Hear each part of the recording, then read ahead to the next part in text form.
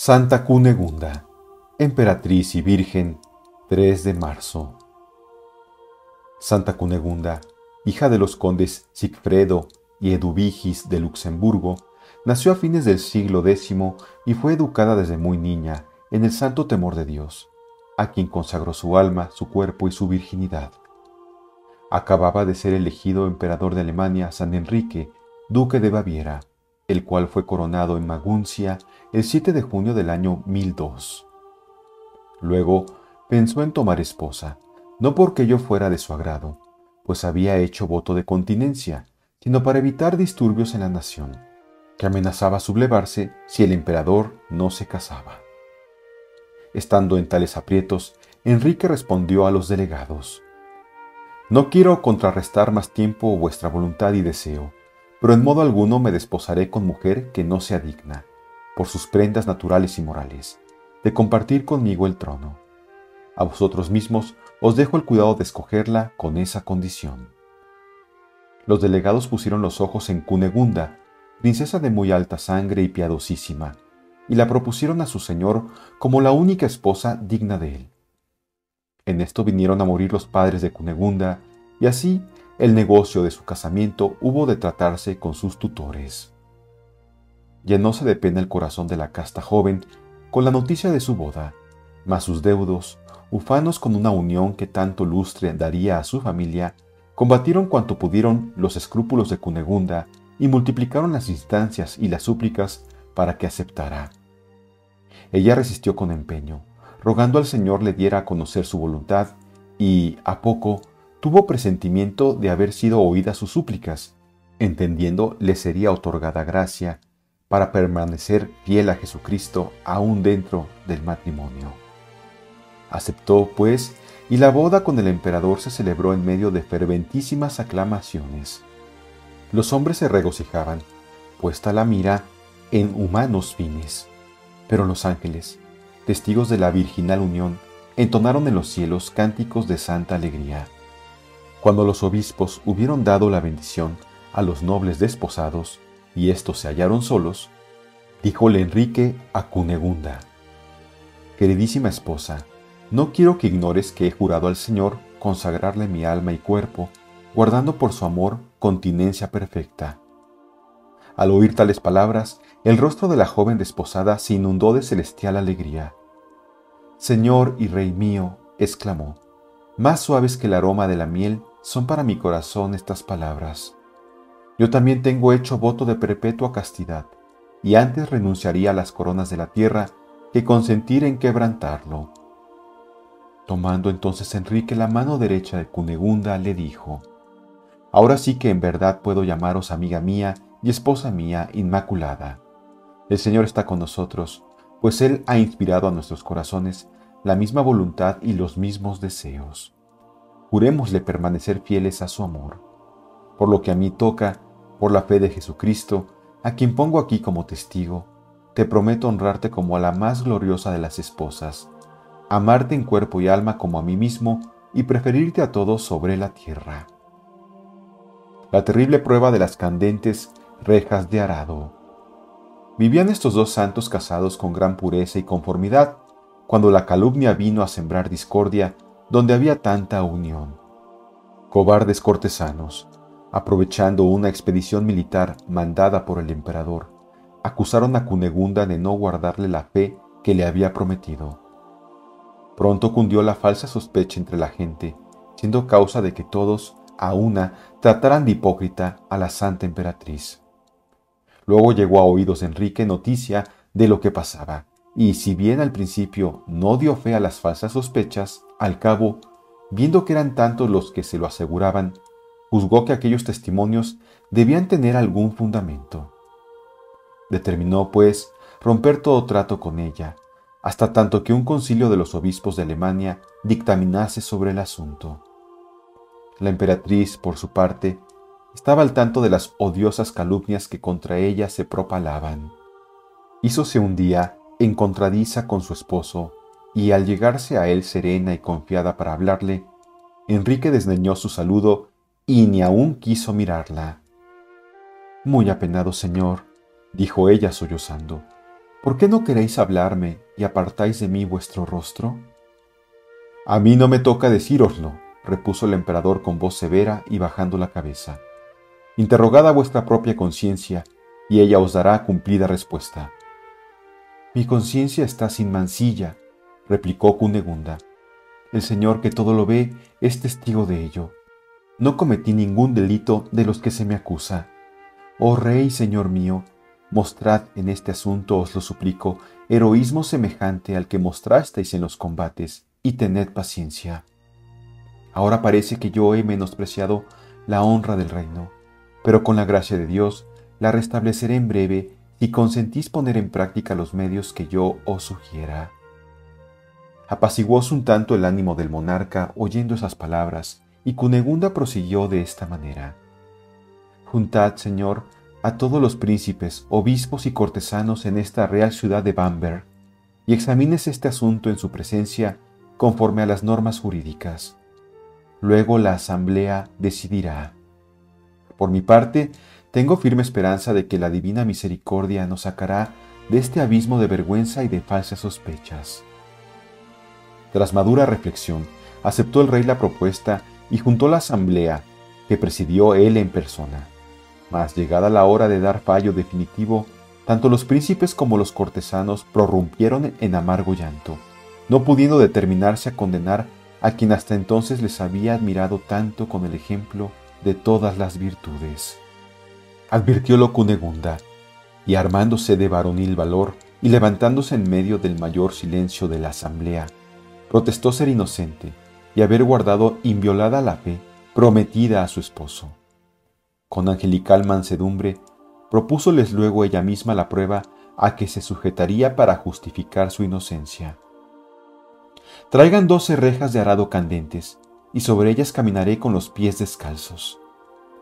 Esas pruebas llamadas juicios de Dios eran frecuentes en el siglo XI, pero sería tentar al Señor emplearlas sin particular inspiración del cielo, por lo cual justamente los papas las prohibieron. Trajeron las 12 rejas candentes y la asamblea se trasladó a la basílica. Cunegunda iba entre 2 obispos y detrás venían el emperador y su séquito.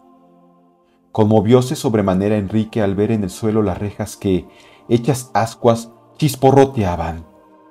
No os empeñéis en vuestro horrible propósito, dijo a Cunegunda. Creo que ya sois inocente. Mas ella repuso con mansedumbre.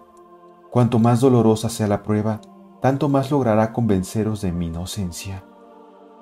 Alzando los ojos al cielo, comenzó a andar con los pies descalzos sobre los hierros candentes. Todos los ojos estaban clavados en la casta emperatriz. En cada reja ponía los 2 pies, repitiendo la oración. Oh Señor y Dios mío, apiadaos de vuestra humilde sierva. Y al llegar a la 12ª, permaneció en ella de pie como en trono de honor. La muchedumbre conmovida se precipitó entonces sobre la santa para venerarla, admirando su heroico valor, y el emperador se echó confuso a sus pies y le dijo: Perdonadme, serenísima reina, y honradme otra vez con vuestro amor. Confieso que he pecado, ultrajándoos con falsas sospechas, mas ya mi dolor y arrepentimiento son grandes como la admiración y estima que por vos siento.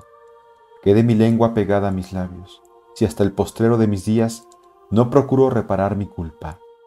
Oh Rey y Señor mío, respondió ella, solo a Dios habéis de amar y no a mí. El respeto y afecto que os guardo son sin medida. Así lo fueron desde que tuve el honor de desposarme con vos, y así lo serán hasta mi postre suspiro. Entretanto, la asamblea prorrumpió en cánticos de alabanzas, bendiciendo al Dios Todopoderoso, que sabe ensalzar a sus elegidos. Enrique y Cunegunda permanecieron toda la vida fieles a tan santa resolución, y de allí en adelante se amaron y respetaron más y más, viviendo en completa paz y concordia. Funda iglesias y monasterios. En el año de 1014, Cunegunda, en compañía del emperador, fue a Roma para recibir con él la corona imperial de manos del Papa Benedicto VIII.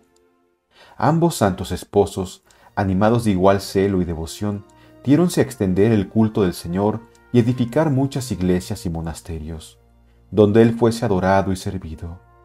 Para esto, Primeramente mandaron fabricar un templo al príncipe de los apóstoles, San Pedro, y a San Jorge, mártir, y un monasterio bajo la regla de San Benito, a la honra de San Miguel Arcángel, y otro de canónigos con título de San Esteban, protomártir, dando a estas iglesias muchas posesiones y rentas. También fundó el emperador la iglesia catedral de Bamberg, la cual consagró al Papa Benedicto VIII, venido a Alemania a ruegos del mismo emperador.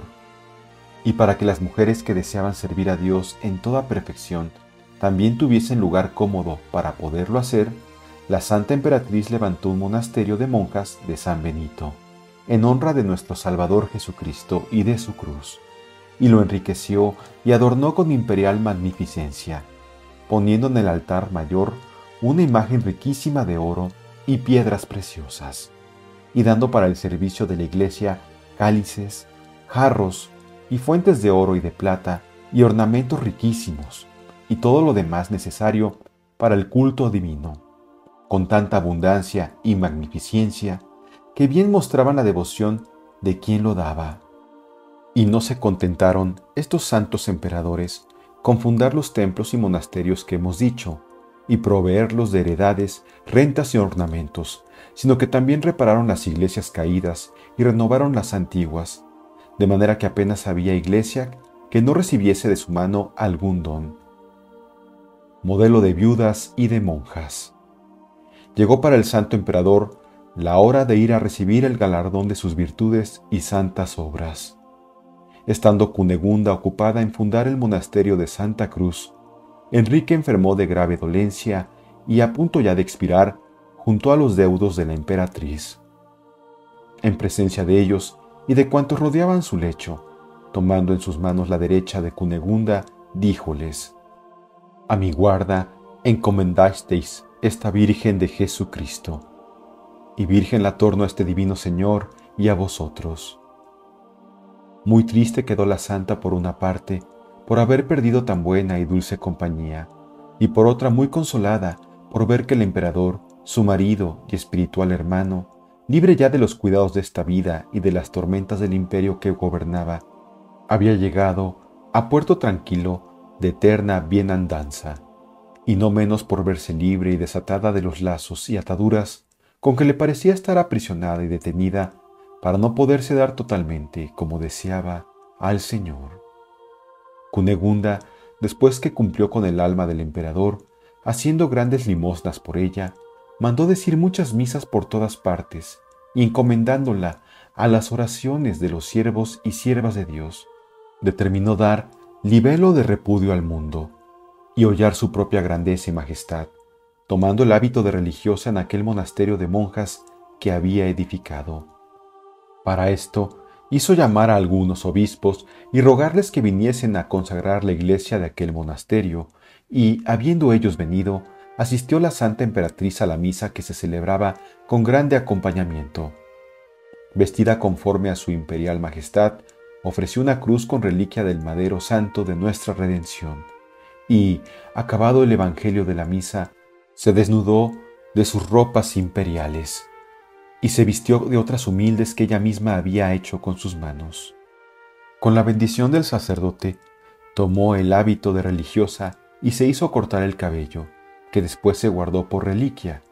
Muchos de los circunstantes lloraban, unos porque perdían tan grande princesa y amorosa señora, y otros de pura devoción, considerando el ejemplo que les daba la que menospreciaba con tanta alegría el cetro y la corona, y los arrojaba a los pies de Jesucristo. Virtudes y prodigios. Con esto, la esposa de un emperador vino a ser lo de Jesucristo y compañera de las que hasta entonces miraba como hijas. En el monasterio no se consideraba como señora, sino como sierva y hermana de las demás. Hacía labor con sus manos, era muy asidua a la oración y al coro. Estaba siempre ocupada, leía y oía leer libros santos, visitaba a las enfermas, consolaba a las desconsoladas, y en su aspecto era gravemente suave y suavemente grave. Diferentes veces quisieron elevarla a la dignidad abacial, pero Cunegunda se resistió tenazmente y se dedicó al servicio de las religiosas enfermas con una abnegación extraordinaria, sin que disminuyeran en lo más mínimo su ardiente solicitud por ellas, ni la repugnancia que produce toda enfermedad, ni lo molesto de la asistencia a los enfermos, por adornados que estén de resignación.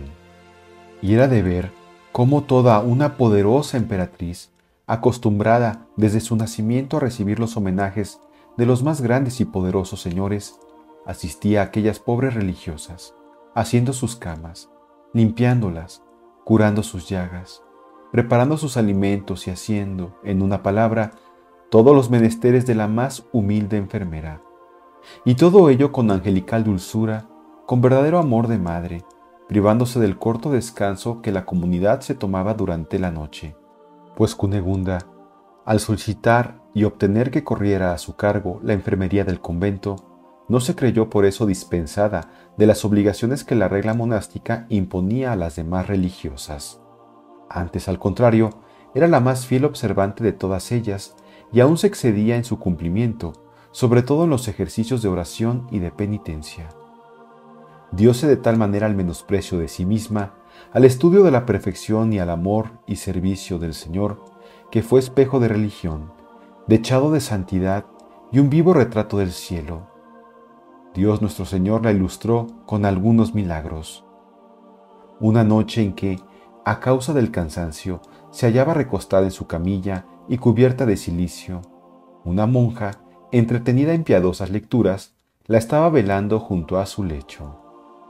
Al dormirse la lectora, la vela que tenía encendida en sus manos se cayó y produjo un gran fuego, a cuyo chisporroteo la emperatriz despertó y con la señal de la cruz apagó las llamas. Un día asistía al santo sacrificio de la misa. Al ir a presentar su ofrenda, según costumbre de la época, se quitó el guante de la mano derecha y, no encontrando a quien entregarlo para que se lo guardara, abrió la mano para dejarlo caer al suelo.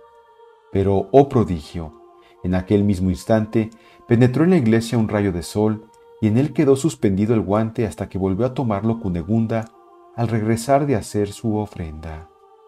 Muerte de Santa Cunegunda. Después de 15 años vividos en el monasterio y haber sido la admiración de todos y la edificación de las monjas por la humildad, paciencia, mansedumbre, abnegación y penitente vida, quebrantóse mucho su salud, debido a sus grandes austeridades, y le dio una enfermedad tan recia que ella misma conoció que se le acercaba el término de su vida. Estando ya al fin de ella y preparándose las cosas necesarias para su entierro, vio que sobre las andas ponían un rico paño de brocado, y volviéndose a las circunstantes les dijo: «Quitad ese paño que no es mío. Cuando me desposé con un hombre mortal, me adorné con ricos y lujosos atavíos, mas el pobre hábito que ahora visto es el de una esposa de Jesucristo. Cubrid pues mi cuerpo con un vestido vil, y ponedle en una sepultura junto a mi señor y hermano Enrique, que me está llamando». Y con esto dio su espíritu al Señor a los 3 días de marzo del año 1040. Su sagrado cuerpo fue trasladado con gran concurso de fieles a la iglesia de Bamberg, donde desde hacía 16 años descansaban los preciosos y venerados restos de su santo esposo. En el trayecto recobraron la salud innumerables enfermos, con solo tocar las reliquias de la Santa Emperatriz. A tantas y tan extraordinarias curaciones con las que plugo al Señor manifestar la gloria que en el cielo goza su fiel sierva, añadióse un prodigio no menos admirable que trae el antiguo biógrafo de la santa. Al abrir el sepulcro de San Enrique para colocar en él el cuerpo de su esposa virgen, conforme al deseo expreso de la emperatriz, ocurrió un hecho maravilloso. Oyóse una voz que decía: «Oh Virgen, haz lugar a una virgen». Movióse al punto el cuerpo del emperador, corriéndose a un lado, con gran admiración de los presentes, y dejando el espacio necesario para colocar el de su angelical consorte.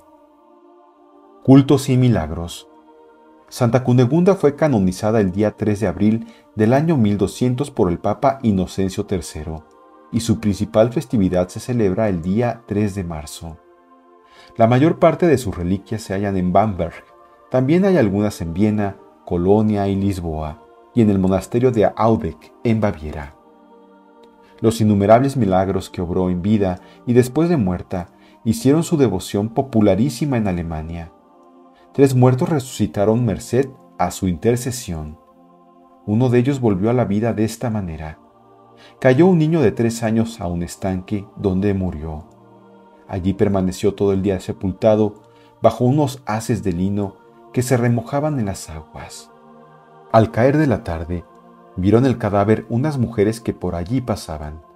Sacáronle y lleváronle a casa de sus padres, los cuales quedaron afligidísimos, lamentándose toda la noche. Al día siguiente tuviéronse los funerales, a los que acudió el párroco con gran muchedumbre de fieles.